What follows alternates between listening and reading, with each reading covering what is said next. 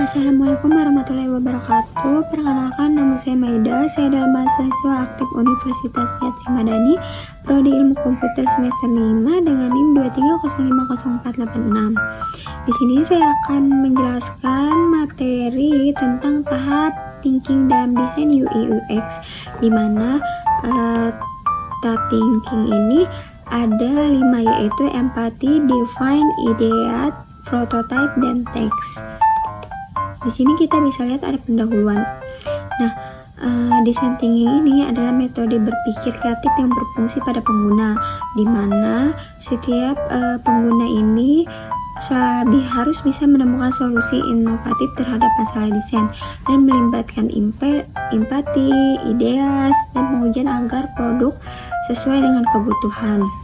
Nah, design thinking juga merupakan pendekatan yang digunakan untuk menyelesaikan masalah secara kreatif dengan menempatkan pengguna sebagai fokus utamanya.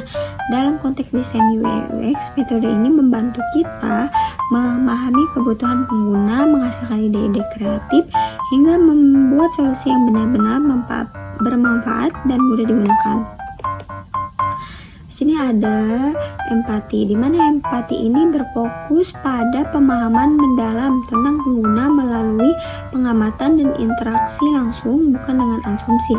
Tujuannya adalah untuk menempatkan diri pada posisi pengguna agar dapat memahami perspektif, kebutuhan, motivasi, dan masalah yang sebenarnya mereka hadapi, sehingga dapat menciptakan solusi yang relevan.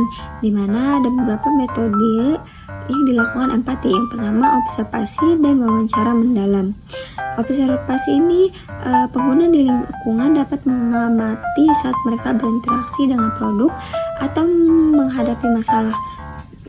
Wawancara mendalamnya yaitu melakukan percakapan satu-satu dengan pengguna untuk menggali lebih dalam tentang pengalaman, perasaan, dan motivasi mereka. Ada define ini yaitu menetapkan masalah, di mana tahap untuk merumuskan masalah utama yang perlu diselesaikan berdasarkan hasil observasi. Tujuannya yaitu untuk merumuskan masalah inti yang jelas dan terarah dari sudut pandang pengguna.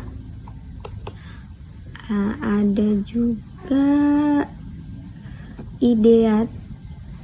Nah, ideat ini menghasilkan ide. Tahapnya untuk menghasilkan sebanyak mungkin ide atau solusi kreatif terhadap masalah yang sudah didefinisikan. Tidak ada ide yang saat ini. Tujuannya yaitu mendorong tim keluar dari pola pikir yang biasa dan berpikir secara kreatif, menghasilkan sebagai alternatif solusi yang inovatif dan relevan, menjembati kesenjangan antara identifikasi masalah define dengan pengembangan solusi nyata, yaitu prototype. Nah, di sini ada nih prototype. Nah, prototype ini membantu mewujudkan ide menjadi bentuk nyata, misalnya sketsa, model, atau simulasi sederhana agar bisa diuji dan dipahami pengguna. Tujuannya itu memvalidasi konsep, memastikan ide desain berfungsi dan dapat diterima oleh pengguna, menghemat biaya, dan pengujian perbaikan berulang. Prototipe membantu menciptakan antarmuka yang inovatif dan ramah pengguna. Selanjutnya ada teks. Nah, teks ini adalah uji coba, di mana tahap untuk menguji coba prototipe kepada pengguna nyata guna melihat apakah solusi efektif dan sesuai dengan kebutuhan. Maka tujuannya adalah mengidentifikasi masalah seperti navigasi yang sulit, kesalahan fungsional, atau tata letak yang membingungkan agar desain bisa dioptimalkan. Nah, kesimpulannya, define ini menetapkan masalah. Pada tahap ini hasil observasi analisis merumuskan problem statement. Ada juga ide setelah masalah jelas, tim mulai menghasilkan sebanyak mungkin ide solusi. Tahap ini untuk mendorong kreativitas dan berpikir terbuka untuk menemukan berbagai alternatif pembicaraan masalah. Ada juga ide yang paling menjanjikan, kemudian dievaluasi dalam bentuk prototipe sederhana.